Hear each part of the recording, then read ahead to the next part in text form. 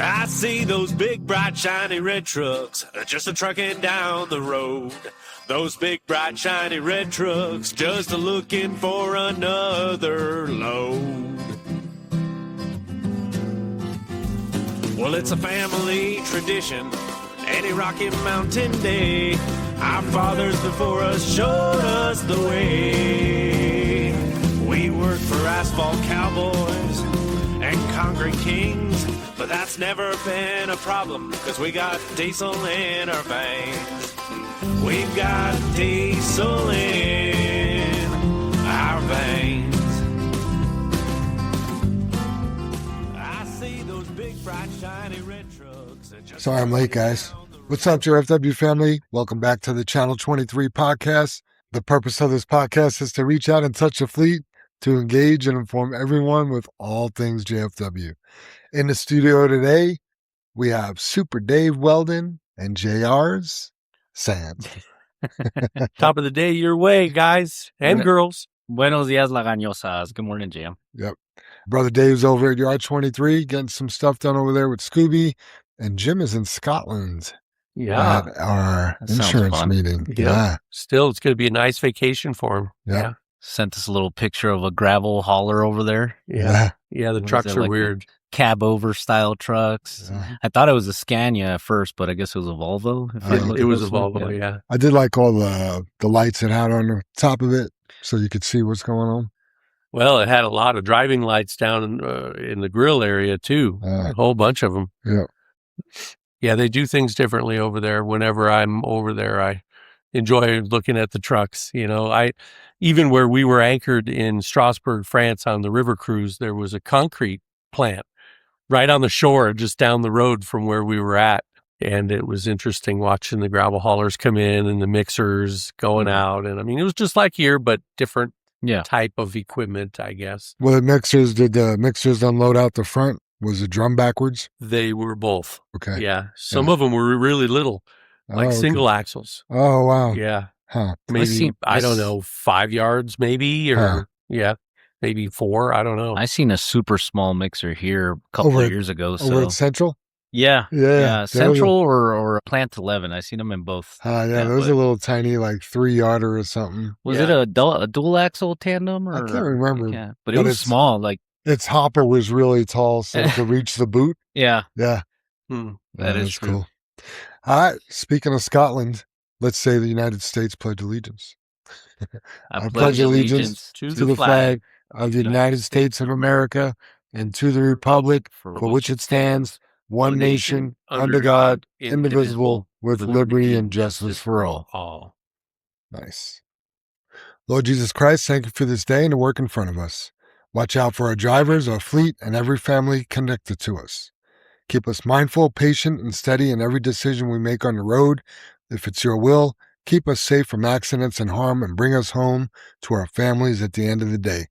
Be with those who are sick, bring healing, strength, and peace. No matter what comes, teach us to trust you in all things.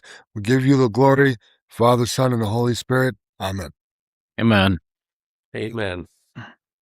As a reminder, anything and everything you hear in today's show is not the opinion of JFWs. It's just JR, Super Daves, and myself. And we are very opinionated. We got some opinions today. Sometimes. Not always. Dave, will you grab that soapbox over there and bring it over here? Sure. I'll let you step right up on that. Come Get on that soapbox. Episode 232 had 238 downloads. We are at 116.8 thousand total downloads, and we have 247 followers. Right on. I'm Very one nice. of them. Yes. Super Dave, you are a history buff. You've been to Greece. Have you been to Rome? Yes. You've been to Rome. Yeah. And you know about a lot of Roman history? A little bit, yeah. Okay. Did you know about the Roman emperor who never aged past 19? No. I knew about the Egyptian emperor Tutankhamun that died when he was about 18 or 19. Huh. Well, this was a Roman emperor. King Tut. His name was Constantine. Constantine. I like it. There you go. Jam. Constantine. Yeah. And then I got a friend, he just got a pet hippo, and he's telling me that he's trained it to use a toilet. I told him that sounds like hippopotamus to me. Sounds like a big mess. It's time for the dad joke challenge, man. What do you got? Nice. You Jerry? guys been walking downtown lately at all? No. I was down there on Saturday. Obviously, Jam, went down Oh, yeah. to Bighorn and went to go see some toys and all that, Uh-huh. and me and Cindy just decided, let's go downtown and walk by. But anyways, walking by the skyscrapers there, all of a sudden a violin, hits the ground from up top. I'm like, wow, where'd that come from? And all of a sudden a clarinet and then a French horn. We're like, what the hell? Almost getting hit, right? It was an orchestrated attack. Ah, dang it. Good one. Is that it? That's all I got. No dark humor? No dark humor today. I mean, we will, but later on. Yeah, Okay. I got one that's kind of dark, Great. If I ever find that damn doctor who screwed up my limb replacement surgery, I'm going to kill him with my bare hands. Ah, there you go. That's And funny. did you know the first French fries were cooked in France? Yes, I did know that. Yeah. Yeah. They were they were fried in grease. There you go. Yeah. And then this morning, Siri said, "Don't call me Shirley. I accidentally left my phone in airplane mode." That's good. That took me a minute, but You got it. I got it.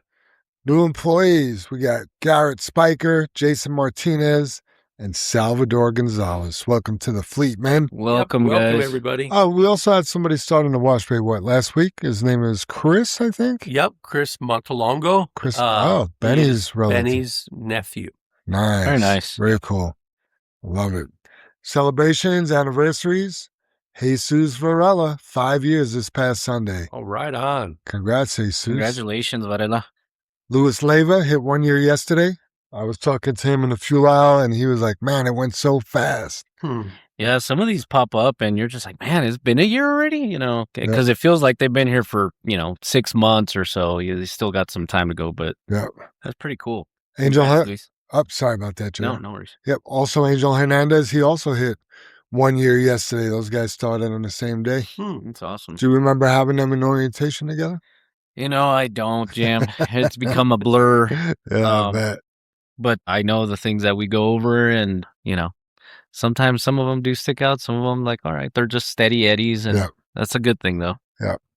Luis was over at Plant 2 the other day, and he was trying to help a driver out over there, get his trailer down without tipping over. We'll talk about that later. Yeah, but he was on the other side of the wall, and he could see his angle didn't look good either. Yeah. So, birthdays, Amy Power. She had a birthday on the 8th. If you don't know who Amy is, she is kind of a salesperson, I guess, for us down in Florida, but she still gets us some work up here in Colorado. And then Robert Howell. Everybody knows Robert. He has a birthday Saturday the 13th. Rob, happy birthday. Amy, happy birthday. Yep. And Amy does the green one stuff, right? Exactly. Yeah. Tony Martinez's son, Adam, he had a birthday yesterday. Happy birthday, Adam. Happy birthday, Adam. Shout outs. I want to give Johnny Hamchek and Steve Balboni from Tough Knuckles Construction a shout out of New York City. You know why I'm here, right? Balboni sent me. Yeah. I thought he sent you. Did he tell you I was coming? Got these 6.5 foot chains. Tough Knuckles Construction. That's a pretty good name, actually. Yeah. Yeah. Absolutely. Oz wants to give a shout out to Chris Beam for questioning loads coming out of the Knicks pit for Plant 3. He knew the material had been changed to Platte Valley and had not seen another pit change announcement. This was a dispatch error, but Chris's involvement helped me divert trucks before they dumped material from the wrong pit.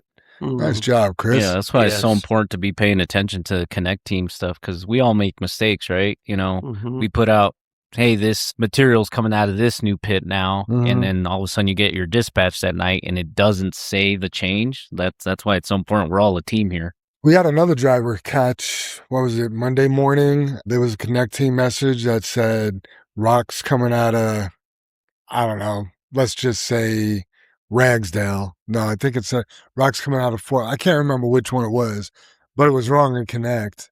somebody had it on their dispatch the right way, and one of the drivers brought it to our attention, and we were able to get that fixed. We have an announcement this morning. This isn't what you're talking about, is it? No, this is Monday. Okay, because they've got it out here that the rock coming out or going to Central Plant will be coming out of the Amrise Platte Valley. Oh, wow. As well. Okay. So we're really switching over. Yeah, there's a lot of several stuff. material or plants. And why do we switch so much, Soup? Like, I have my theory behind it, but is it because they're running low on material? Usually is what my experience is. It is a few different things. Sometimes they do run low and they need to switch it to another gravel pit. Mm-hmm. Like I know Fort Lupton and Ragsdale do that, because it's the same company. But I really think switching to Amrise, it's my theory, it's a big old fire sale. Yeah, they sell you 50,000 tons at $5 a ton. Right. Yeah. And they're like, okay, great, we'll send trucks. Yep. They're slowing down a little bit at Amrise from what I've been hearing out there. Oh, really? They're pretty slow. Oh, wow. Ever since they got bought out or whatever. Ever since Amrise bought Amrise. Wholesome? Yeah. Gotcha. Interesting. I want to give a shout out to Tracy for Monday Morning Madness. We came in Monday morning. There was some problems with dispatch where, I mean, it was really hard for him to figure out what was going on. But man, that guy is so cool on his stool. But he just looked at me one time and he's like, I just have no idea what's going on. Like, it was that jacked up. So nice job, Tracy, keeping you cool. Sometimes you just got to deal with one thing at a time and put your nose to the grinder, and eventually you got all straightened out. Yeah, one thing I really want to pat him on the back for is he keeps us cool, but he always stays gracious and polite. Yep. Thanking people and stays on that high road. And just good job, Tracy. Yep. I've also seen him be firm. I have too. Which is nice. I've seen him be firm. Yeah. I recall a certain situation that happened in the office a few months ago. Oh, yeah. Firm or pissed off? It's in there. That's funny. Good stuff. I want to give a shout out to Beatty and Scooby for all their hard work going in over at Yard 23. And they're grinding away over there, man. I just see a lot of movement inside. I looked through the windows yesterday when I went over there, and they're just moving back and forth. I don't know what they're doing, but they're doing something. Yep. Speaking of Scooby, Kevin Palmer from Australia stopped by yesterday, so we want to give him a shout out. He's been very interactive with the podcast, long-time listener, first-time appearance yesterday. Right. We were trying to get him on the show, but in his words, he's racing off to California. Yeah, Scooby was telling me yesterday he was taking his sister through the mountains because she hasn't been to the mountains. Mm-hmm. And then they were heading to somewhere in California after that. Yep, but he'll be back in the summertime and says he'll make time to come on the show. Very nice. That'll be cool. Thanks for stopping by, Kelvin. He's a trucker, though, isn't he? Yeah. Yeah. He holds them Australian trains. Yep. Yeah. That's pretty cool. Exactly. How many... What do they pull? How many trailers is that?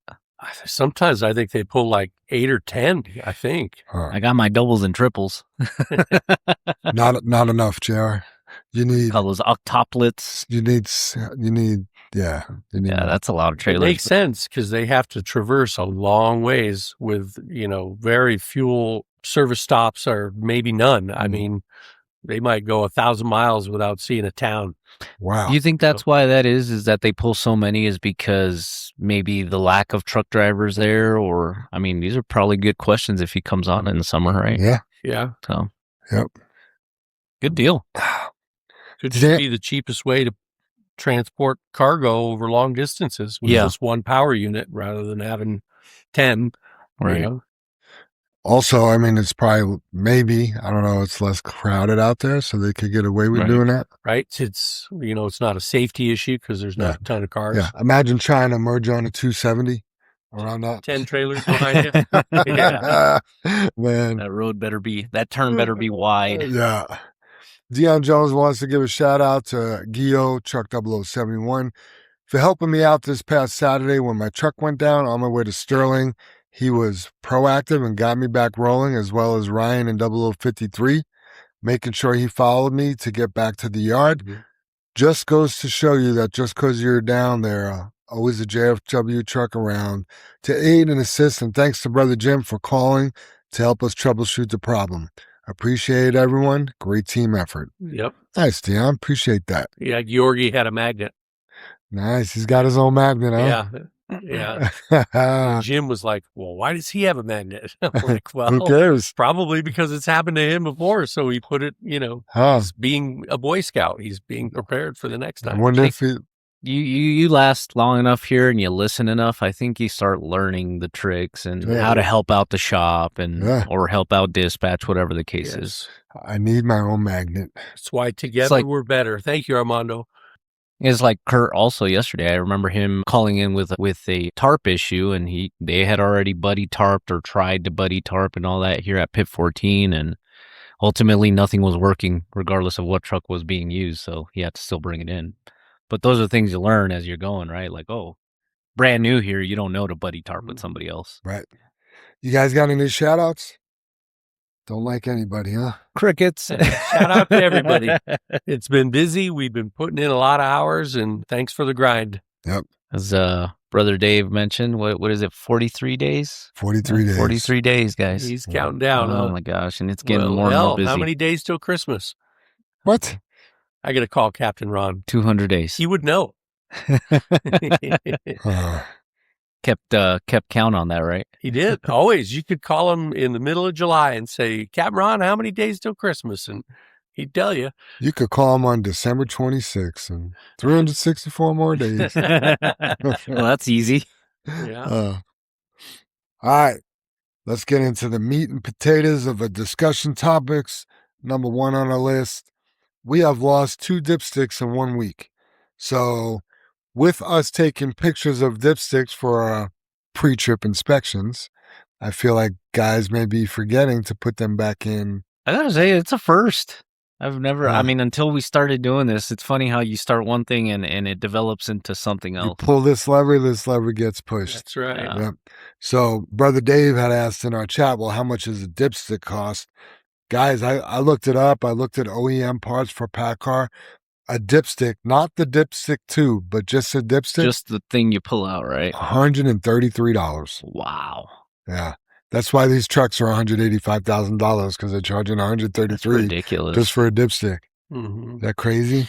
Yeah. So over $250 in a week in dipsticks. And then you'd ask, like, well, can't we just get some cheap made one? But then you think about it, you're like, I don't think you would want that because you want an accurate level of your oil, and there's a certain length they need to be in also. Yeah. Yeah, depending on the model of engine, they're all different. Right. Yep. You don't just want to go on Amazon and get one. No. Nope. Yep. So let's make sure we're putting those dipsticks back in, guys. As soon as you take your picture, that's the time to put it back in. Don't wait. You get your picture, put it back in. Before you shut your hood, it's good to touch like the caps and stuff. Make sure they're tight. Make sure your dipstick's in. Develop a little system for yourself to make sure that it doesn't happen again. Yeah. If I can add on the pictures too, just since we're talking about the dipstick, make sure you guys are taking a picture up close to the actual dipstick to where the oil level is. I mean, I can see that there's a dipstick, hanging out in front of you as you're taking a picture, but what we're really after is looking at the level of oil on it. So you'll have to get pretty close up to the tip area there. So don't take a picture of it when it's a gallon low. Add your gallon of oil, then take a picture of it. Yeah. And then speaking of adding oil, guys, there's been a few newer people ask recently, like, hey, where's the oil at? I need to add oil to this truck. And I'm like, all right, well, where's it at on the dipstick? And they're like, oh, it's right between the marks. So like halfway. So typically we won't add oil when it's halfway between the marks. We like to wait until it gets down to the add line. Once it's at the add line, you can add 1 gallon. That means you're a gallon low. But being at the halfway mark, you could add oil today and be at the halfway mark tomorrow. It may just be kind of where it settles down and burns off, and that's kind of where it rides at, Yeah. So wait for it to get to the add mark before you add it. Yeah, the crosshatch section, which is the area we're talking about between the full and the add line, is the normal operating range for oil level, guys. And we don't want to be playing guessing work as to how much oil we need to fill to get up to the top of the line, right? So, and a few weeks ago, we had a truck that had blow by and just had way excessive, too much oil in it, like because 10 we gallons kept adding little by little by little. And 10 gallons, and I believe that was like $250, $300 worth of oil that we had to just take hang out. It had extra in there. It just went to waste. Yep. So, yeah. Good points. Another shop housekeeping item. No brushes, meaning your tailgate brushes, behind the def tanks. That's a really cool, convenient place to stick your tailgate brush. Unfortunately, from the vibrations of the trucks, it could rub a hole in the tank and or the hoses, right? So, Well, Yeah. that little plastic top on the top of the tank mhm. is where all the wires go in, as well as The pump or whatever, coolant right? line. And then they go down behind the tank, which is where everybody's setting their brushes.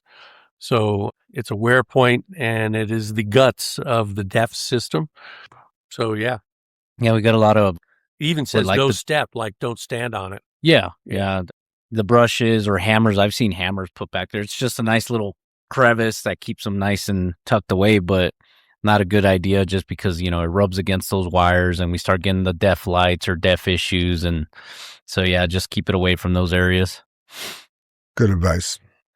All right, let's talk about, we want to make sure everybody understands how the attendance bumps or bonuses work around here. We go over it. I know Super Dave goes over it during the hiring process. JR goes over it in orientation. But just so you know, this is what it looks like when you work a Saturday. Okay, so, starting off, just to be clear, base pay around here is 31%. If you have good attendance for the week, meaning no call outs, no lates, you didn't bring it in early, unapproved. This is all unapproved. If we said you could bring it in early, or we told you could come in late, an early off or a late start that's in connect and approved, that's different. You don't get disqualified from anything. Okay, but if you have poor attendance and you have unapproved time off, you don't get the bump. But Monday through Thursday, you'd be at 31%. Friday, you get a 5% bump. That brings you to 36%. Okay. Correct. That's just a week where you work Monday through Friday with good attendance.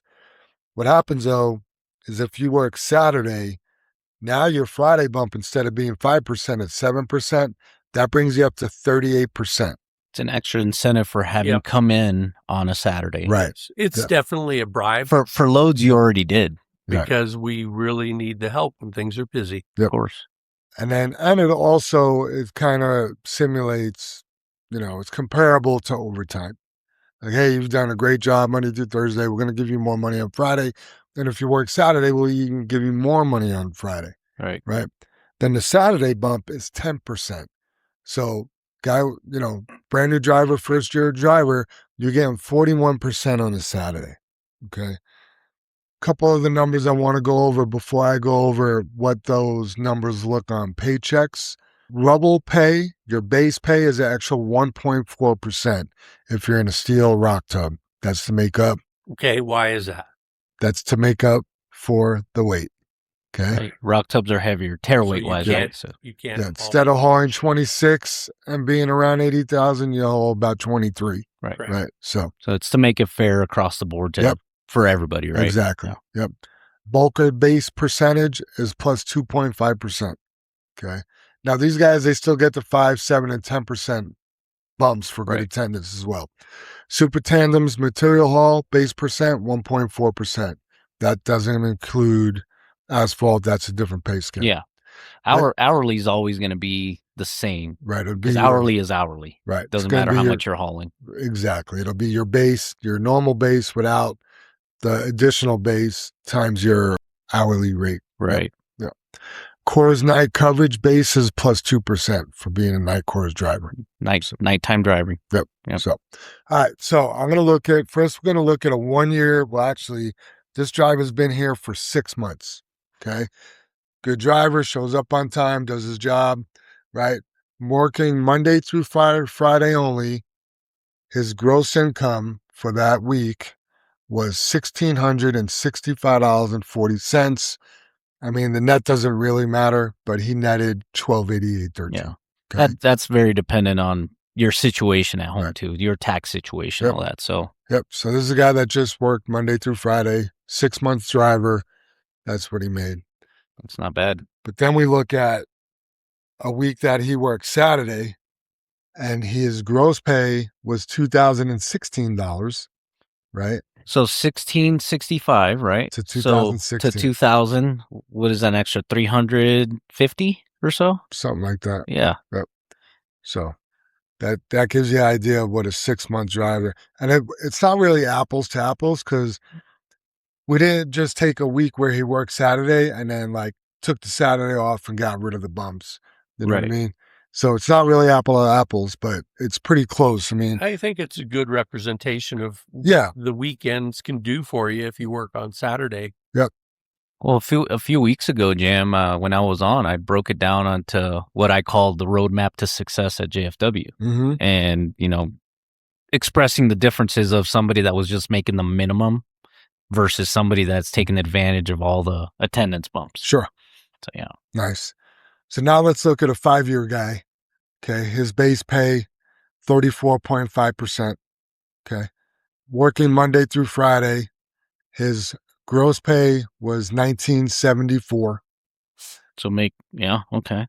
And then working Saturday with all his bumps and good attendance and everything, his gross pay was $24.75. So about $500 more.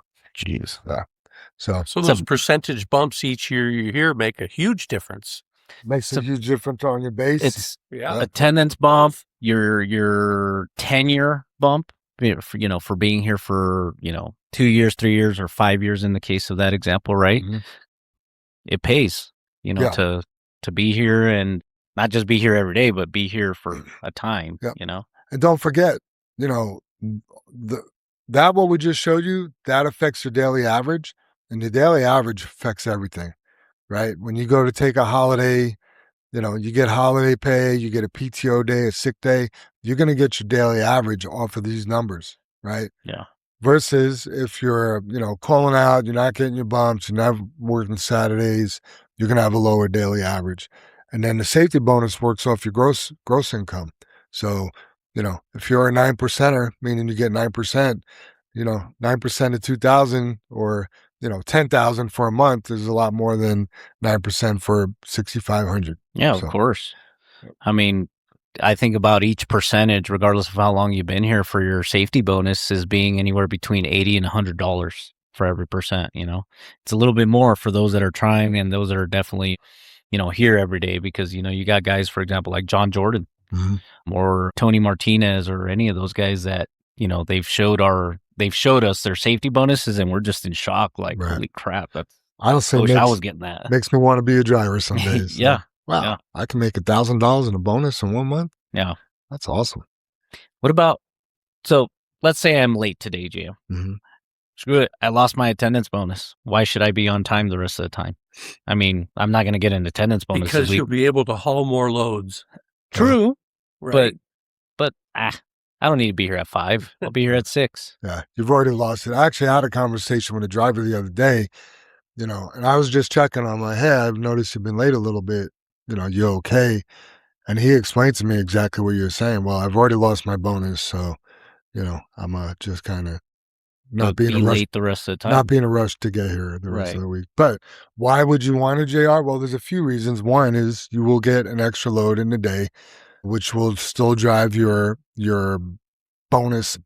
But if you continue to be late, if you're late again during the week, you're going to lose another month of PTO. Right. So that's what I was getting at. Yeah. When snowball effect. Yeah. When if you're late on let's say you're late on a Monday, in this month of June, you get disqualified from earning June's PTO. And let's say you call off on Thursday or you're late on Thursday. Well, you just got disqualified from July. Yeah. If you're sick, it's different. Like if you call out on a Monday because you got the flu and you're out all week, you're not losing 5 months of PTO. It's one call out, you're sick. It's one instance, right? But somebody that's consistently late, we have drivers that have lost an entire year of earnings in regards to PTO. They won't earn any PTO. I think about that in money. If I'm averaging $300 per day, and just on average, right? And I've lost 6 days of PTO already. It was $1,800. Yeah. That's a lot of money. Not only that, but it drives your daily average down, right? So when you do take a sick day, because you're guaranteed your sick days, you're going to get your 6 sick days somehow, right? Yeah, it just That includes holiday pay too. Does. That goes off of your average. Yep. Absolutely. So, yeah. So there's a pretty good example of what that Saturday looks like. So I know a lot of people, they don't want to work Saturdays, and I understand that. We're on a Saturday rotation. JR, you do volunteer to work some Saturdays. It's been a while, but yeah. It's hard to get me in on a Saturday that I'm not scheduled for. So I do get it. But I do come in on my Saturdays, and that does make a difference in our paycheck as well. Right. So if you're scheduled, I mean, if you're money motivated, working Saturdays is going to make a lot of difference. And right now, dispatch is looking for volunteers. It seems like the last 3 Saturdays, at least, they've been looking for volunteers. And probably the next 10. Right. Yeah. I mean, so here's the deal, everybody. I can't think of an industry that isn't somewhat seasonal. And, I've had this discussion with a lot of people, and they'll even say, well, what about trash? Trash is always there, right? It's still quite seasonal. There's a lot more trash in the summer than in the winter because people are buying things, they're building things. The weeks around Christmas, there's a lot of trash because of all the boxes and things, right? Fuel, believe it or not, fuel is super seasonal. There's way more traveling going on in the 5 months of summer because people are pulling their campers, they're out camping, there's more goods and services being transported. Well, our industry is exactly the same. There's a lot more construction due to longer days, warmer temperatures, even people's budgeting for renovation or redoing their driveway. Or in my neighborhood right now, they're redoing all these sidewalk sections and they're rotomilling areas of the street that need to be redone. And it's a pain in the ass. I call my wife and I'm like, hey, good morning, how you doing? And all I hear is jackhammers in the background. But that isn't done in the wintertime, right? Right. So when we have an opportunity to provide for our families and earn income, we have to be opportunistic. And that means working Saturdays when we can. And in the middle of January or February, enjoy the Saturdays off because Saturdays are an overflow day. They're a day where we have to catch up. We have extra orders to take care of. And in the wintertime, Saturdays are a wonderful day to kick back and go sledding or go skiing or whatnot. So you keep that in mind when you're thinking, wow, I need to provide for my family and I need to make as much money in the world, not just in construction, but you have to be opportunistic and take care of the busy season. So you take care of those customers. Hey, you can take care of your family as well. Take advantage of the work that's available right now, right? And that's something I try to explain it the best I can when I'm in orientation with the guys is because they'll ask like, how is work here in the summer? How is work here in the wintertime? And, we're trying to be as truthful as possible. It slows down, weather, we're a weather-based type company, right? Mm-hmm. Get into the habit of checking your weather on a weekly basis to see what days may rain, not rain, snow, not snow, whatever, right? And the way I like to explain it sometimes, like, look, if you're a guy that definitely wants to make it work here, aside from just saving a little bit of money for the winter and all that stuff is, take advantage of the good weather because let's say, for example, the forecast for this week was it's going to rain hard on all day Friday. That more than likely is going to cause a lot of work to slow down, plants to close down. Maybe you get 1 or 2 loads and that's it, bring it in. I like to say, hey, if you're up for it and you're motivated, get up early, get the extra load, or go for the late load at the end of the day. Or both. If you average 5 loads a day on average, right? Normal working hours, but you get that extra load in, which makes it the 6th, right? If you do that for 4 days a week, you get those 4 extra loads. Let's say you come in on Friday when it's supposed to be raining, plants are closing down, all that stuff, and you get 1, maybe 2 loads. I wouldn't feel bad as a driver because I already put in the work earlier in the week, getting those 4 extra loads, which kind of make up for the 4 extra loads I could have gotten on Friday or the regular loads, I can say. Sure. That's one way of looking at it. Yeah. I used to do the math and I know it's changed because we're paying drivers more. But back in 2018, 2019, 1 extra load a day was like $12,000 a year. Yeah. I'm sure right now it's probably closer to, 18, I think last time we checked, it was around there, Jim. Around $18,000. $18,000. One extra load a day. Yeah. If you want to raise, just go get an extra load a day and you're going to see a big difference in your One extra gross load a income. day is the difference between an 80,000 earner per year to Right. $100,000 earner per year. Absolutely. Yep. So also this is the time, prepare for the winter. This is a time where, when the extra money's coming in, put a little bit away each week for the winter time. Make sure you save some PTO. And then if we get a snow day, you could either take a PTO day and not worry about money, or you have saved and prepared for that day and you could go sledding with your kids or, hang out with the wife Yeah. on a snow day. So, or husband for our lady drivers. Yeah. Yep. It's all about planning. Yes, sir. I guess it's a good segue into the next one here. Yeah. Do you want to take a chair? Yeah, sure. So it's kind of funny to me, because, in the wintertime, we hear the complaints, right? Wintertime, there's not enough work. Right. We just don't work enough. We're not making enough, right? And then summertime comes and too much work. We need a break or whatever, right? And this kind of comes into the whole time management thing, especially right now where work is on fire, the plants are getting up and going, and we got loads to haul. They need their material, and not just the plants. We got other customers, golf courses and APC, or what is that, A1 chip seal. Yep. There's a lot of things going on right now, and everybody needs their Dawson loads. Creek, right? Yeah, we got a lot going, and that's what it is here. Spring, summertime, early fall, that's when we got to take advantage. And when we talk about time management, we talk about, taking those elongated breaks, especially towards the end of the day. Don't think, that we don't notice this. I mean, this is not new to us, and it kind of sucks because you should be self-motivated to make your own paycheck to actually get that extra load and all that, right? Or not even an extra load. It's just your normal load day.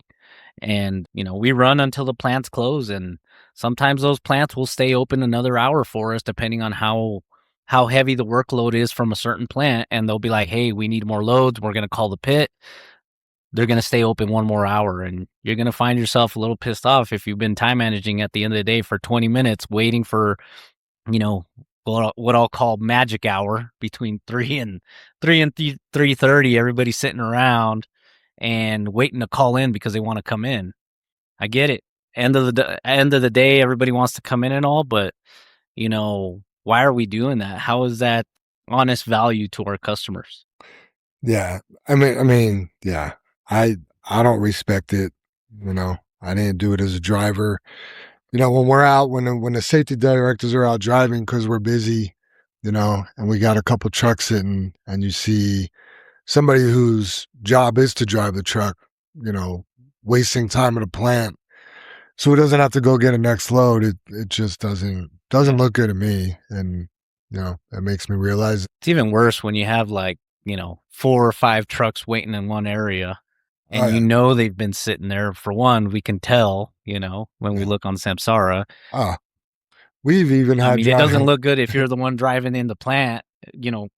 Us as safety directors driving into a plant because we're driving and we see 6 trucks and the guys are just bullshitting there or whatever, and it's 2:30 in the afternoon. Right. Yeah. And you're like, come on, guys, let's go get another load. There is a sense of urgency to get that load. I mean, we've even seen it. We've seen drivers calling empty at the yard. They've already they're giving their empty call when they're already back. Yeah, so. And that's not what we've trained. That's not what we do. That's not integrity. That's not honest value. None of that. And it's funny to me because the times that has happened, Jam, when I was driving full time, I'd go into plant 2 or plant 12. Plant 12 was the big one. I don't know if it still is right now. I haven't really paid attention, but the geofence is called the hangout area. Yeah, yeah, so, that or even if you're outside the hangout area, you've been sitting for a while. That the Maverick up the street. Yeah, exactly right. But I'd roll into these plants and I'll see 3, 4, 5 drivers just time managing because they're waiting for that time. They don't want to go get another load, and I'll be coming out of the plant empty already, and I'm headed straight for the pit. I'm not waiting, right? And I'll be down the road for about 15, 20 minutes, and all of a sudden they'll call in, and you'll hear, I would hear Linda or Jennifer at the time like, yep, go ahead, go get another load.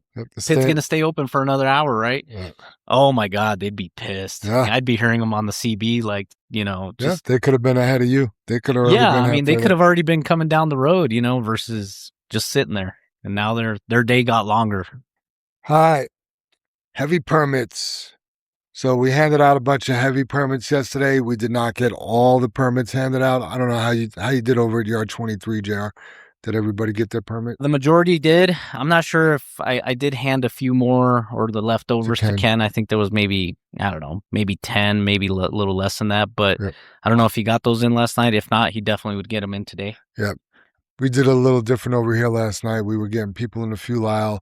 Guys were parking and coming to get them. It's just hard for us. It's easier, I should say, if people come and get them. So it was nice. I did walk the yard after you went in, Jam. Oh. Just checked numbers. I'm like, oh, I didn't get that one, and we didn't get that one. So, I mean, I got a few extra like Super that. Dave, he was really kicking ass last night. He's like, you need help? And then he took over the whole operation. A little foreshadowing for you guys. It is going to be super easy to do that at the new yard because everybody funnels in on that road. Yep. And that's where I was stopping the guys right before where the new fuel islands are going to be. Nice. A 1-for-1 trade. Give me your old one. Verify the VIN numbers. Here you go. Put that back in your registration book. It was just so easy. Nice, man. I love it. Good stuff.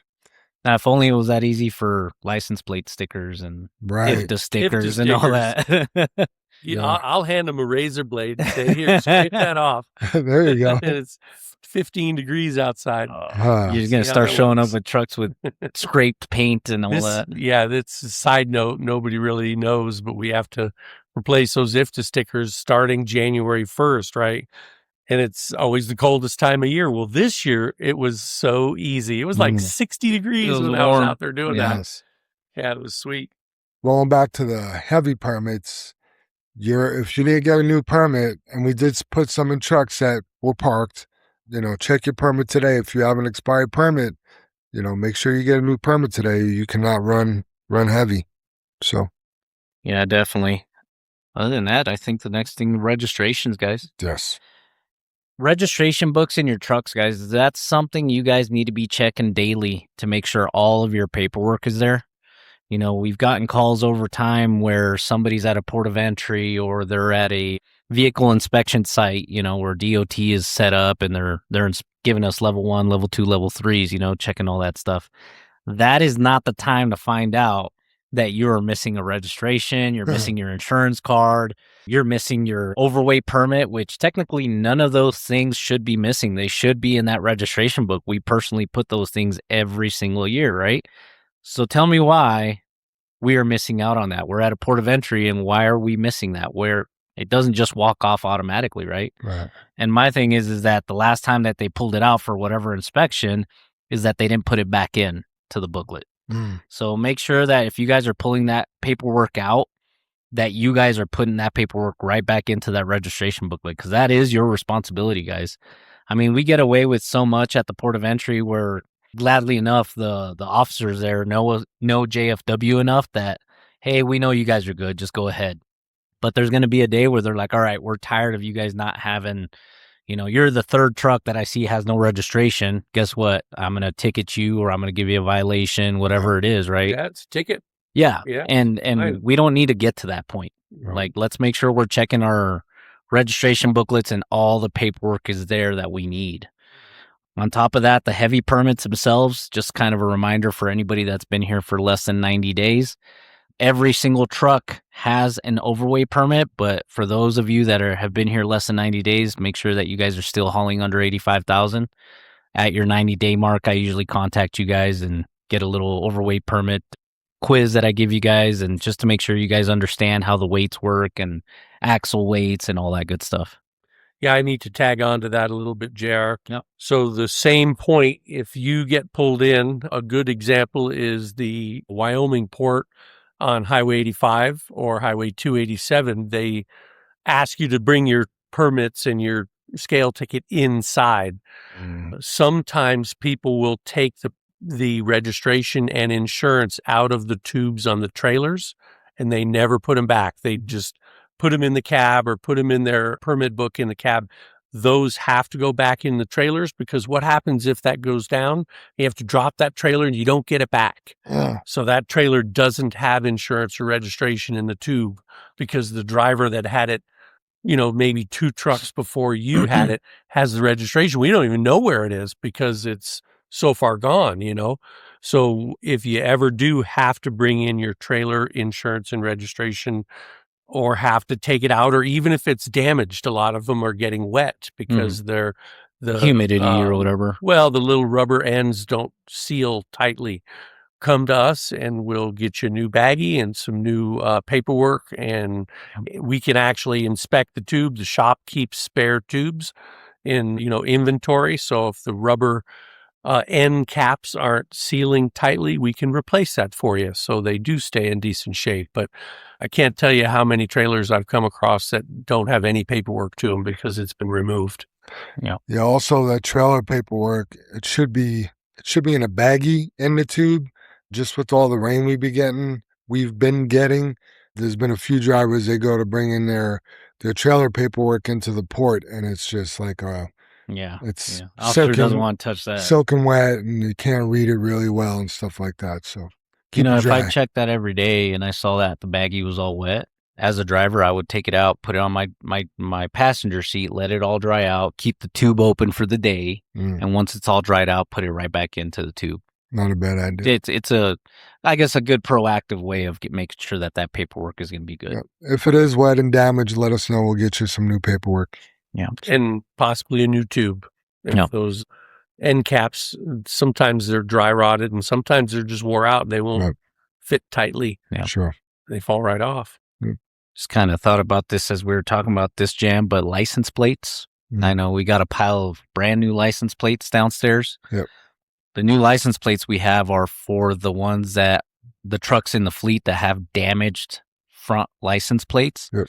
And I want to point out that the reason these license plates are being damaged is for the same reason we've been damaging some bumpers. We're bumping into or trying to roll over piles of material and stuff. So, guys, let's avoid that. That's why we have all these bent license plates and broken ones and all that good stuff. We're about to replace, I don't know, I think there's like maybe 20 of them down there, maybe a little less, but let's make sure that we're doing everything possible not to roll our bumper over piles of dirt and sand or rock or anything like that. Our trucks are not meant for that. Agreed. Next on the list, motorcycles are out in full force. Just with the really nice warm weather, I've just been seeing a lot more motorcycles out. We've been having more motorcycles in this yard. I'm sure at the other yard as well. So remember, you could cover up a motorcycle with one finger in your side view mirror. Just put one finger up and you won't see them. So just really, really check your blind spots and look out for those guys. Speaking of motorcycles, have you come across the news or even Facebook or anything about those motorcycle groups that just go and block the whole highway and they just start doing wheelies and stuff? They're like on dirt bikes and ATVs. It's the dumbest thing ever. Well, my roommate, shout out to Krutz. He's got a big bike, 1000cc, and then he's got one of those Groms. He's been on a couple of those rides. He doesn't really go anymore because they do end up getting kind of silly, but he does say it's fun. Yeah, I bet. I mean, if you caught me back when I was 20 or so, when I had my Gixxer and I did some dumb shit. Did you have a Gixxer, man? Yeah, I had a Gixxer 1000. Damn. Okay. Was not making the smartest decisions at the time. I'll see you. Did you ever have any close calls, like on the wall at Yard 23, close calls? Like where you almost died? I mean, after the fact of seeing one of my tires, I was lucky it didn't pop on me, but nothing like to where I almost fell or anything like that. Gotcha. But my wake-up call was me getting a pretty big, hefty ticket and having to go to court. And not only that, I was in the service, so I got a double whammy. Not only did I get in trouble outside of the military, but I got in trouble within my unit. You had to go to captain's mast? I'm going to call it chief's mast. Okay. I didn't get as far as captain's mast because the chiefs were really cool and they kept it within house, but I had to give up my motorcycle for 6 months. Damn. And my mentor at the time, which is one of my teachers or instructors, he was gracious enough to let me keep my motorcycle at in his garage. Oh, nice. And after 6 months, he finally talked to me. He's like, "Hey, man, you come get your bike now. Like, just don't do stupid shit." And is that when you sold it? No, I didn't sell it, but I just didn't do any of the dumb stuff I was doing, like going 190 miles an hour down the highway or doing, I think, what was I doing? 75 in a 35 doing a wheelie. Yeah. I was doing some stupid shit like that, but. Damn. Crazy. All right. Anything else from you guys before we move on to what's next? Nope. I'm No. good, Jim. Good. All right. Well, we got Mechanic Appreciation Day is Friday, June 12th, this Friday. But Joanne's going to be off for surgery, so we're going to celebrate them on Thursday, the 11th. That will be tomorrow. Yes.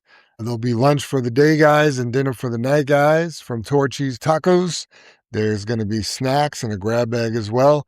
Joanne says we appreciate you all and are thankful for all that you do to keep us running smoothly so that we can take care of our customers. We really do appreciate you every day. Gotta say, I appreciate having a conversation with all the mechanics. Usually they come in and you get to know them a little bit. Oh yeah, It's really cool to talk to them.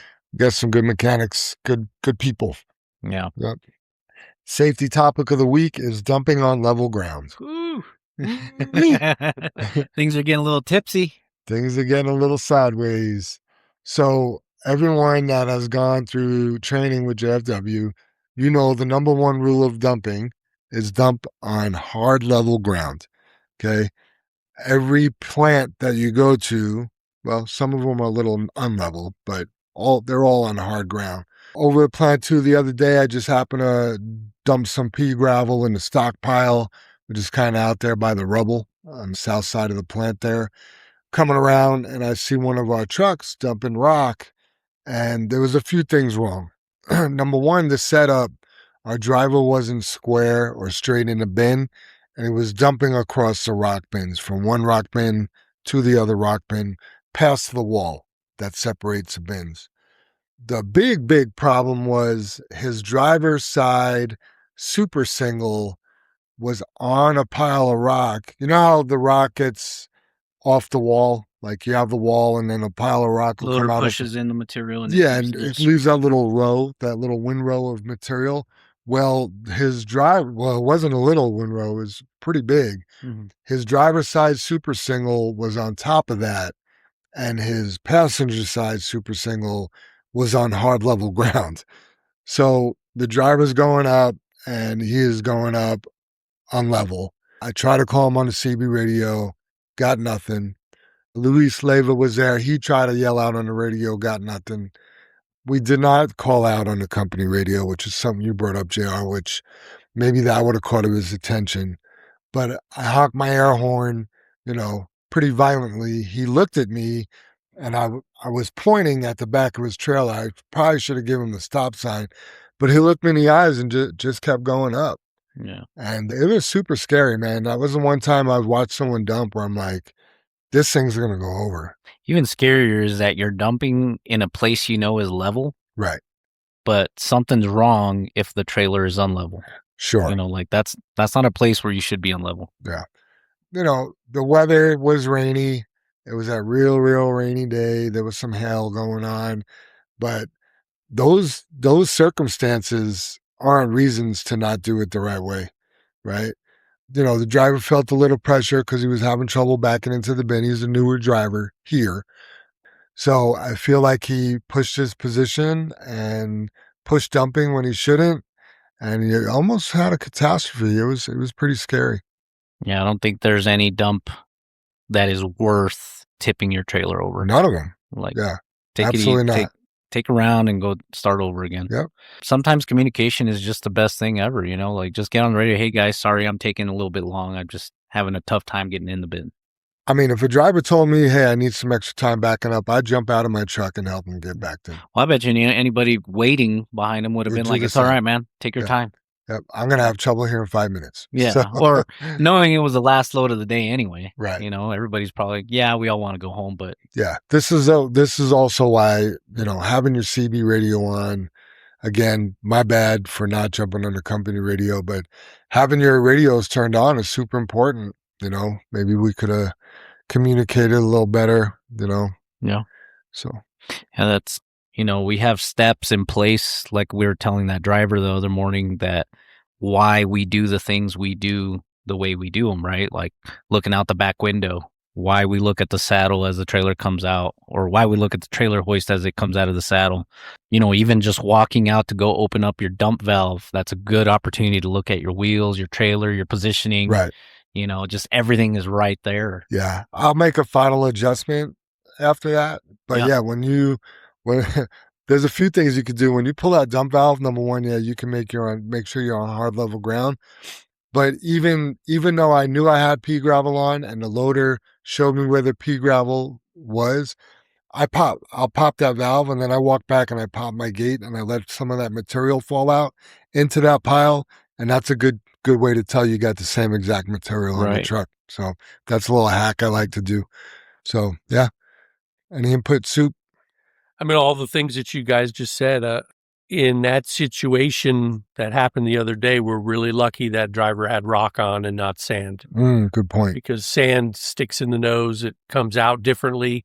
It Clumps up. It tends to calve like a glacier, meaning the back will fall out, but the top will stay there. Especially if it's wet. Rock tends to fall like water, flows. I always, when I used to do all the training, obviously I don't anymore, but one of the biggest points I would try to make is watch that trailer come out of the saddle. If it moves abruptly from, the center to one side or the other, it's the first 4 inches. Yeah. You know that your trailer is not level. The biggest thing is that trailer axle, your dump axle has to be level. Your tractor doesn't. It's not the pivot point. That back axle is where you're going to be standing your whole load on. And then within the first stage and a half, it's about 5 feet off of that fifth wheel, you need to make your decision. Okay, is it straight? Is it vertical? Can I dump this? Or is it leaning? If it's leaning a little bit at that lower stage, once you get up to 3 stages, it's going to be leaning a lot. Yeah. So, at that point, it's too late. We were building the A line years ago, the light rail A line, and it was a cold morning. And the dude's trailer got loaded up at Wallstrom way off to one side, and it had frozen in the trailer on his drive out to, I think we were dumping at 56th and Tower at the time. Is it that 4A ballast? It was the 4A ballast, and he raised that trailer up, and it was right about the 3rd stage, maybe 3.5. I think it was maybe a little lower than that at the 3rd stage. He freaked out and said, wow, I got to bring this down. And so he started to bring it down, and it tipped over. The momentum. Yeah. It was just like gravity was more, the force of the gravity was more than it could take at that point. And it didn't tip over as he was going up. It tipped over when he started to bring it down. Yeah. So you guys got to be super careful. The best remedy is to decide before you get up too high. Decide right there at the first stage and a half max. Yeah. The other thing is a lot of these trucks are governed, the idle's governed when that PTO is engaged as well. So it used to be back in the day, things got a little hairy. You could full send it. You know what I mean? Jam, yes. You get to this point of no return, like the 3rd stage, and it's like, well, now I gotta go up, but you could wrap it up and send it. You know what I mean? Now you could put your foot into the oil pan, and that thing's gonna go so slow. Yeah, that's like you really need to know before the 3rd stage whether or not you're gonna be able to put that thing in there or not. Yep. Yeah, I've always had that in my mind. Like, all right, I'm in the 2nd stage. How's everything looking? Does it look iffy or not? But because as soon as I get to the 3rd, there's no way I'm coming back down. Right. It needs to come up. Yeah. Mm-hmm. And one of the other things that we obviously noticed to this driver, and I think I've noticed it in past situations where drivers are not looking out the back window or whatever, but is engaging your PTO and then sending the trailer valve in the up position, but they're not even looking out the back window. They're looking out front. They're looking at the mirrors, when in reality, you should be looking at that trailer in the saddle as you bring that valve to the up position so you can really see what the trailer is doing. How it comes out of the saddle. Yeah, you want to know if, as Super Dave just mentioned right now, you want to know if it goes over to the left, the right, what I call like it jolts to one side or the other. If it comes out uneven, then you're probably uneven. Yeah. Mm-hmm. Yeah. And this is super important, like at job sites where things aren't level all the time. Yep. Mentioned, jobs like Cemex. Cemex is a company that does not like end dumps. They don't want end dumps, and yet they have us. Why is that? Because we're safe. Safe, our training methods, the things we go over. We've had to send them proof of our training material of how we dump And even our training video, we sent the big guy over there, whoever that is, I think his name's Kurt. We sent him a video of our dumping video that we made about a year or so ago, just to show him, like, this is all the stuff that we show our drivers, that we train our drivers to keep them happy as far as, like, okay, you know, these guys are legit. They're doing it the right way. But yeah. Yep. Good stuff, guys. All right. Tips and tricks with the Mondo de Sergeant Del Val, number 55. Ride-alongs. Good morning, JFW family, and welcome back to another week of tips and tricks. Please remember that the purpose of these tips and tricks is just ways for us to be helpful, better, and safer drivers on the road. Let's be JFW professionals. With summer being here and school is out, we're going to be having a few drivers bringing their kids in for ride-alongs. Drivers, if you're planning on bringing your kids or spouse to be in a ride-along, will you please let dispatch know in advance? That really is courteous. I did notice yesterday and this morning, drivers like, hey, I got my wife or I got my kid with me. This is something that should be planned. And I've dropped the ball. We talked about this before. I need to make a waiver. We talked about having a JFW waiver for your ride-alongs to either sign, or you as their parent or guardian to sign for them with the rules of being a ride-along. And I just have not done that yet, but that's going to be the top portion of my to-do list. Now, would that be something that we sign every time? Like, let's say I'm going to bring my significant other tomorrow, right? Yep. Okay, we sign one. Yep. Next week, I bring my kid. Sign another one. Yep. Every ride, right? Yep. It's got to have their name on it and that date. Yeah. Right. I think that's good, because if you point out the rules on there of having the ride along, it's a reminder of what they need to do. Absolutely. Letting dispatch know in advance helps dispatch know which truck is being used for a ride along. Now they'll know not to put another driver in your truck with you. So if we have people doubled up and you don't say you have a ride along and we have you doubled up, that creates more work for them. We've had problems in the past where a driver was supposed to be in a truck with another driver, and that driver brought his or her kid, and now dispatch has to find another truck for him or her to ride in. Also, know that dispatch will send you a text, or sometimes they will call you to where they'll let you know that another driver will be riding with you. So if you were planning on bringing someone with you the next day and didn't inform dispatch about it, please know that please know that the JFW driver should always be a priority. Yeah, I mean, that's definitely true as well. Our drivers are going to have more priority than you having a picnic with your spouse. Next, if you have someone with you, please remember that they are your responsibility. We've had issues in the past to where drivers will let their ride-along step out of the truck at the pit or plant with no PPE. I'm going to get to that here in a second about pits and plants.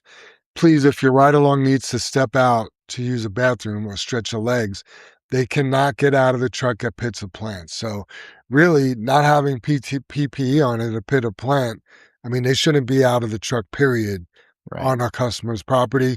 You got to stop at the McDonald's or, somewhere else for them to use the bathroom or stretch their legs. It can't be plan your route accordingly. Yeah, exactly.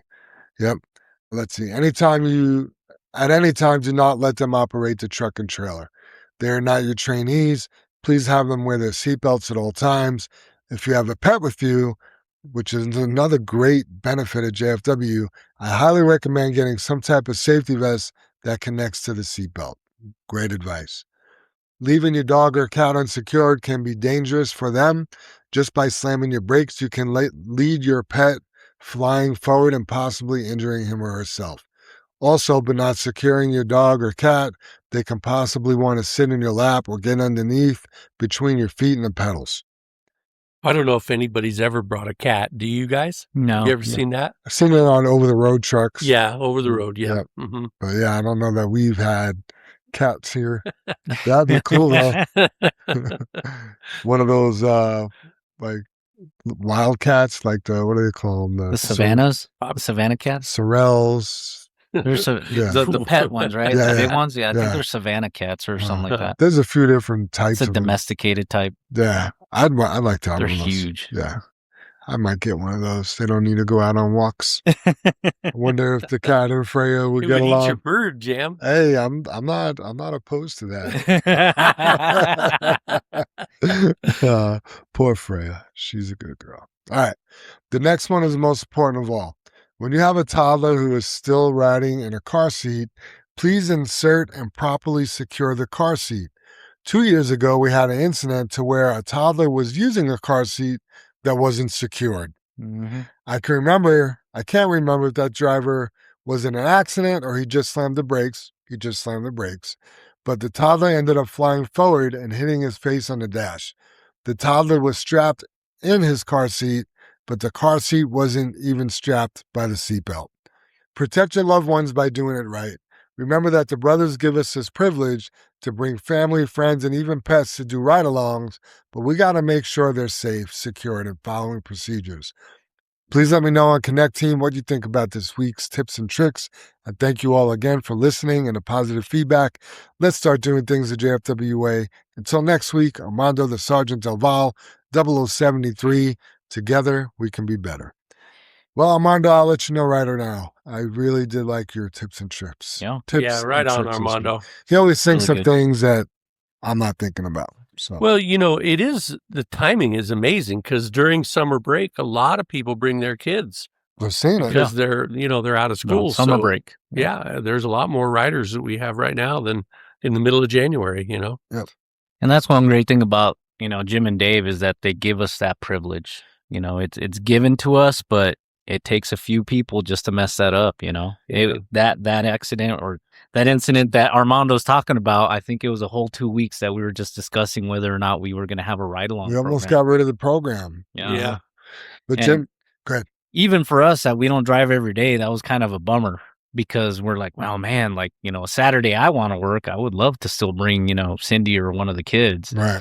and that's just a privilege. That's great to have. Not every company has that. Yeah, it's scary. That person probably doesn't secure the car seat in their car. So that kid or children, if they have more than one, are at risk every day. A lot of times I think those seats are secured most of the time and taking them. Well, I don't know that guy's situation, but bad parenting, I guess. I don't know. You just can't put in a kid into the seat and not strap them up correctly. Right. Like there's more than just one step there, especially if you have a booster seat or something like his that. car seat. But When I used to take Batman with me, I put a tote in front of the passenger seat that was higher than the seat. And then I had a little dog bed that would go from the seat to the dashboard on an angle up. Mhm. So he was pretty secure. Yeah. Yeah, he wouldn't fall off the seat because there was no place to fall. Right. They had that And then- lip or whatever. Yeah, I could have a harsh break and he's just kind of Just holding on. Yeah. I had Sicario ride in my hoodie when he was small enough. I mean, that was pretty secure. He wasn't going nowhere. He's a little too big and heavy now. Boy, how times have changed. When I was bouncing around the back seat of the station wagon, there wasn't shoulder straps. There was only lap belts, and they were completely gone. They were always down in between the seat cushions. You could never even find them. It's all right. We'll strap down your hips. Who We cares about your never upper had 'em. body? Oh, boy. Yeah. Same rules apply, seat belts and staying in the seats, plan your route accordingly. Obviously if I had a toddler with me or a 7-year-old, 9-year-old, whatever, I know their bladder is not the same as mine. So make it a point to stop at a gas station or something, a proper gas station, not somewhere where a truck doesn't belong. And again, it's a privilege, not a right. We have this privilege until somebody messes it up for us. And we don't want that. Our passengers are not insured by JFW, and they're obviously not insured by any of the pits or plants. I mean, that's the big thing is we're at risk. That's the risk, yeah. And it sucks because every time JFW is at risk, not every time, but some of the times, something happens and it's like, why, we really shouldn't have this program. You know what I mean? But Jim and Dave are so gracious because they've had their kids ride with them.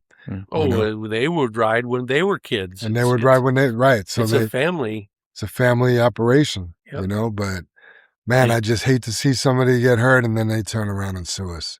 I'm sure you'd ask insurance, is it okay? They'll be like, nope. Yeah. Don't want you to have one. Totally. Yeah.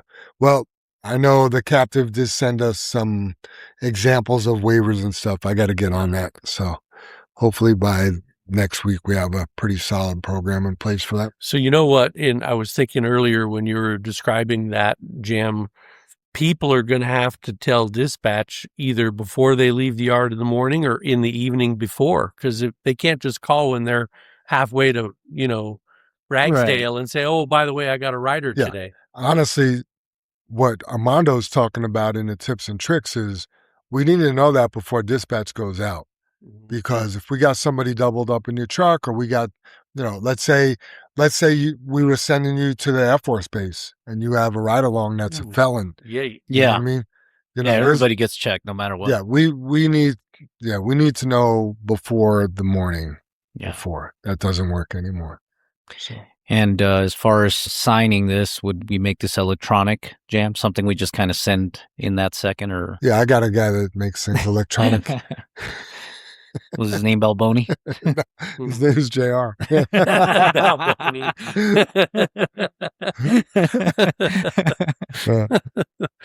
Yeah, he's over at Tough Knuckles Construction. Yeah. Well, if you guys want to laugh, go on his social media, check out The Real Johnny Hamcheck, and you'll understand what Johnny Hamcheck and Steve Alboni and Tough Knuckles Construction is all about. That's just so funny, the things that this guy does. What's funny is that the people he's not confronting, but he's coming up to and saying, hey, you know me, whatever, you know why I'm here. They're clueless, and they just kind of play along with it. Like, oh, yeah. They go along with it until they realize he's a nut job. So. He's doing it for the clicks. He's got no, man. I'm addicted to his page.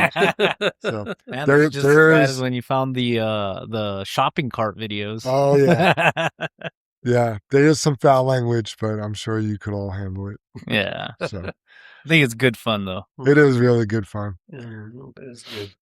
All right, Soup. You want to hit us with that high road hauling? I'm sure it's a good one. Well, it's different today, but again, I have these wild ideas and it's just right off the cuff. And this is one of those. Are you superstitious? Jam, JR, are you superstitious? I am not superstitious. Not really, no. Yeah. Well, forget it. That's the first sentence. Most of us will say no, not me. Oh, okay, cool. But when you really think about it, we all are in some way, even if it's unconscious. Do you ever knock on wood for good luck or cross the street if you see a black cat? What about refusing to stay on the 13th floor of a hotel, if it even has a 13th floor? Do you go out of your way to avoid walking under ladders? Do you think about getting 7 years bad luck if you break a mirror? Or if you spill salt at the table, you better throw a pinch of it over your shoulder. That's really old-fashioned. I haven't heard that in years. Yeah, I've never heard of that. Always the right shoulder, because the left shoulder is associated with evil. The last time I saw it was on Dumb and Dumber. Even if you don't do these things, always, wait a minute, let me back up. Even if you don't do these things, you're probably at least familiar with them and other common superstitions. Or maybe you have some personal superstitions, a lucky number, a charm, a ritual that you find indispensable. One of the most common things in the world are superstitions. They have been around from the beginning, and that is the very beginning of history. For instance, in the Roman era, Christians started to emerge, and their beliefs and practices were not the standard. So they were considered superstitious, and they were avoided. When the Roman Empire changed to being a Christian empire, suddenly the old Roman gods and beliefs were thought to be superstitious, and they were repulsed. What comes around goes around. Well, now, of course, we're living in a modern age that revolves around science and reason. So why do we still have these superstitions and rituals? If you play sports, you know exactly what I mean. Never wash your playing socks, or do you always put one shoe on first? The list is endless. Many people think the number 13 is unlucky. Fear of the number 13 even has a name. It's called triskaidekaphobia. No one... I practiced that, JR. No one is really sure where the superstition about the number 13 comes from, but one theory is that it comes from the Christian tradition. The Last Supper had 13 attendees, Jesus and his 12 disciples.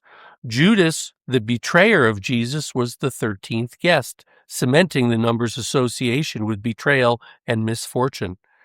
Another holds that in Norse mythology, Loki, the trickster god, was the uninvited 13th guest at a banquet in Valhalla. His arrival led to chaos and the death of Balder, the beloved god, reinforcing the idea of 13 as unlucky. Yet another holds that in numerology, the number 12 is considered a symbol of completeness, i.e. 12 months in a year, 12 zodiac signs, 12 apostles, in addition to the fact that 12 is eventually divisible by 1, 2, 3, 4, and 6. Adding 1 to this complete number is thought to disrupt the balance and harmony, making 13 seem irregular or ominous. Some people are the opposite. As a matter of fact, they consider the number 13 lucky. As a matter of fact, Taylor Swift writes the number 13 on the back of her hand before every performance. Huh. In Chinese culture, the numbers 8 and 4 are never used together. The number 8 is associated with the sound for prosperity, and the number 4 is associated with the name of death. You will find the number 8 in many Chinese phone numbers, but never the number 4. One of the most superstitious people was the baseball superstar Wade Boggs. Boggs was known as the Chicken Man because he ate chicken before every game. This pregame meal became such a staple of his routine that it inspired a cookbook called Foul Tips, featuring chicken recipes. His routine was just incredible. He took batting practice at exactly 5:17 p.m. every day, and he ran wind sprints precisely at 7:17 p.m. During games, he wrote the Hebrew word chai in the dirt before every at-bat, not because he was Jewish, but because the word means life. He just believed it would bring him good luck and positive energy. Preparing his gear, putting on his uniform, everything had to be done exactly the same for each game. Did any of this help? Well, he thought it did, and you can't argue. He won 5 batting titles and was a 12-time All-Star and made it to the Hall of Fame. Superstitions help people feel comfortable. They make you think you haven't left something up to just chance.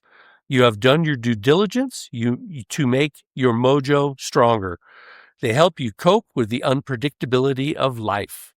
And once you develop a superstition, you just can't afford to stop or change your routine because the alternative might mean failure. But don't worry, if a black cat crosses your path, you know it's just a silly superstition. Hey.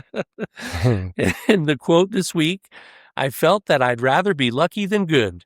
That's the aspect I kept bringing to baseball. The more superstitions I had, the better off I'd have finding more luck. Spoken by, guess who? Wade Boggs. There you go. Yep. So I thought that was a cute little I wrote Holland this I week. like it. Yeah, that's cool. What kind of superstitions do you all have? I don't know. Yeah, I don't walk under ladders, not for being superstitious. I just don't want something to fall on my head. Well, you think about it, like, how did superstitions start? They started because something bad happened in a certain situation, like walking under a ladder and somebody got hit in the head with something, right? Or, what's another one? The number 13. I don't know. Yeah, That's that's one of those. interesting. That's I kind of never an- heard the reasoning for that. Yeah, it was really fun. That Hebrew word is actually from my Hebrew-speaking people. Chai. Oh, Not yeah. chai. You think the brothers are superstitious? Yeah, they are. 'Cause they didn't label number 13 garage door. They Or went if they don't from- have a 13th truck? Double No. 13. No. Sorry, Ray, if Yeah. you're listening. Yeah.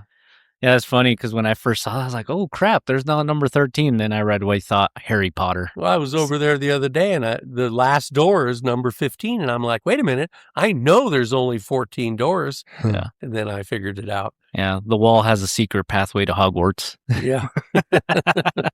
That's funny. Man, that building sure is coming along. So Yeah, now that they put the signage up, they painted the signage up, the address, it's becoming more and more official. yeah, It's looking nice out there. yeah, it is. And just seeing all the fuel islands, that's pretty Yeah. cool. Seeing 9 pumps up there, Yeah. I'm hoping that that's going to definitely move trucks. It's going to be quite the facility. Yeah. Mhm. You know.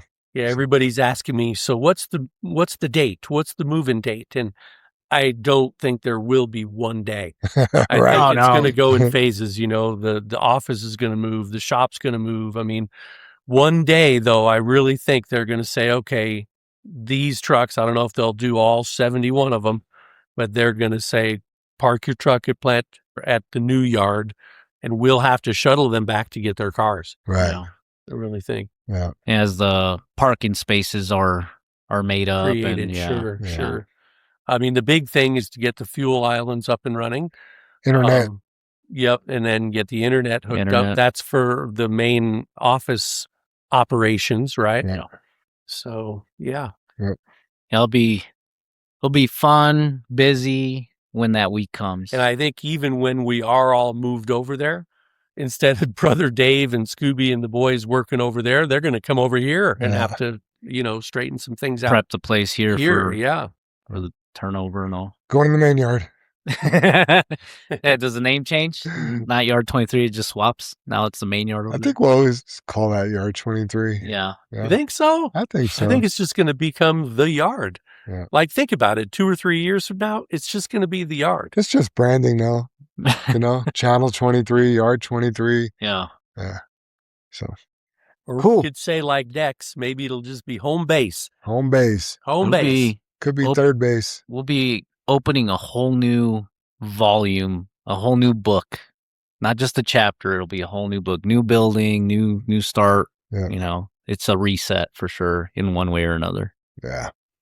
Cool. Final thoughts, everybody, or is that your final thoughts? Not really, Jim. I mean, just the final thought is just do things the right way, don't take shortcuts. Just get her done. To piggyback on that, my final thought is if you have to ask, is it good enough? It's not. Yeah. Now listen to the gut. If the gut doesn't feel good that what you're doing is not the right thing, then it's probably not the right thing. Yeah.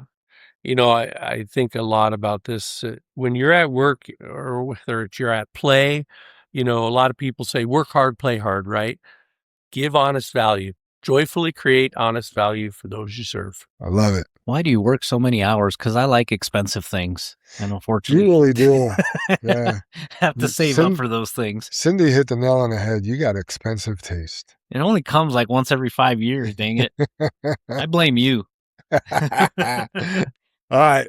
Don't forget to like and subscribe to the Channel 23 podcast. Hit that follow button. Tell all your trucker buddies about us. Tell your family about us. Let's say the creed and get on out. Together we face and overcome all that stands before us. Together we are accident free. Together we joyfully create honest value for those we serve. Together we celebrate our differences and respect those with whom we work. Together we are accountable for our words and our actions. Together we are the JFW family. All right, everybody. Thanks for listening. Catch you next week. Tell them Steve Balboni sent you. I see those big, bright, shiny red trucks just a trucking down the road. Those big, bright, shiny red trucks just a looking for another load. Well, it's a family tradition, any Rocky Mountain day. Our fathers before us showed us the way. We work for asphalt cowboys and concrete kings, but that's never been a problem, cause we got diesel in our veins. We've got diesel in our veins. I see those big, bright, shiny red trucks just a trucking down the road. Those big, bright, shiny red trucks just looking for another load. I hear there's a couple million tons to move. I see them everywhere. So you best get out their way and watch that sand and gravel disappear. There's another run to make. We gotta get it there on time. And we got what it takes to lay it all out on the line. We'll lay it all out on the line. I see those big, bright, shiny red trucks just a trucking down the road. Those big, bright, shiny red trucks just looking for another load. Those big, bright, shiny red trucks got the best drivers in town. They got all the tools they need to keep that hammer down. When they hit them scales, they won't need to dodge them, won't need to duck them. They just keep that hammer down, and they keep that diesel trucking. Keep that hammer down, and keep that diesel trucking. I see those big, bright, shiny red trucks just a-trucking down the road. Those big, bright, shiny red trucks just a-looking for another load. They just keep them doors a-closed, keep them butts in their seats, 'cause those customers are calling, and those red trucks can't be beat. They've gotta put the hammer down and pick up another load. Get it off the ground, keep them eyes open and on the road. Keep them eyes open on the road. I see those big, bright, shiny red trucks just a-trucking down the road. Those big, bright, shiny red trucks just looking for another load.